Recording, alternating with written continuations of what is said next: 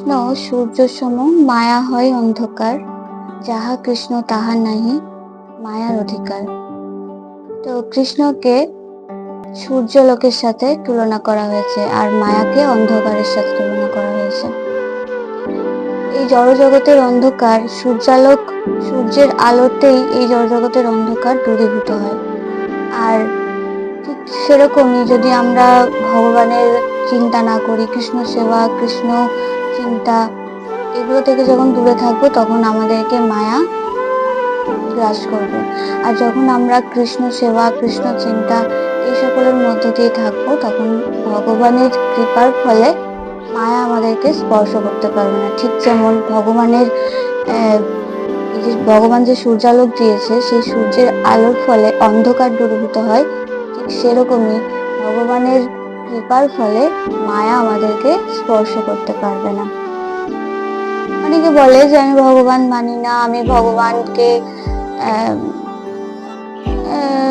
মানি না বলতে এরকমটা যে ভগবানকে বিপদের সময় ভগবানকে ডাকি আর এরকম সময় ভগবানের কথা কিছু চিন্তা করি না। ভালো থাকলে তখন আমি সব কিছু, আমি সর্বস্ব, আমি সব। এরকম মানুষদের উদ্দেশ্যেই বলা হচ্ছে যে ভগবান নিজে বলেছেন যে একটা লীলাতে ভগবান শ্রী জগন্নাথ দেব নিজে বলেছেন যে যে ভক্ত আমাকে সর্বদা সবসময় স্মরণ করে, আমি সেই ভক্তের পাশে সর্বদা থাকি। আর যে ভক্ত আমাকে মানে না, আমাকে স্মরণ করে না, তার থেকে আমি বহু ক্রোশ দূরে থাকি।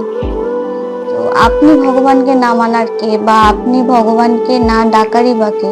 ভগবান যদি কৃপা করে, ভগবানের কৃপার ফলে সবকিছুই সম্ভব। এটা জেনে রাখা উচিত যে ভগবান আপনাকে নিজে মায়া রূপ যে সাগর, যে সমুদ্র, সেই সমুদ্রে ডুবিয়ে রেখেছে। তাই আপনি ভগবানকে জানতে পারছেন না, ভগবানকে জানার আপনার কোনো আগ্রহ নেই। যখন ভগবান কৃপা করে আপনাকে সেই মায়ার সমুদ্র থেকে উঠিয়ে তুলে ধরবে, তখনই কিন্তু আপনি ভগবানকে বুঝতে পারবেন। তো এখনো সময় আছে, যদি ভগবানকে জানার হয়, ভগবানকে জানতে ইচ্ছা হয়, তাহলে ভগবানের যে দিব্য হরিনাম, সেই হরিনাম জপ করতে থাকুন আর সর্বদা সদা সর্বদা ভগবানকে স্মরণ করতে থাকুন।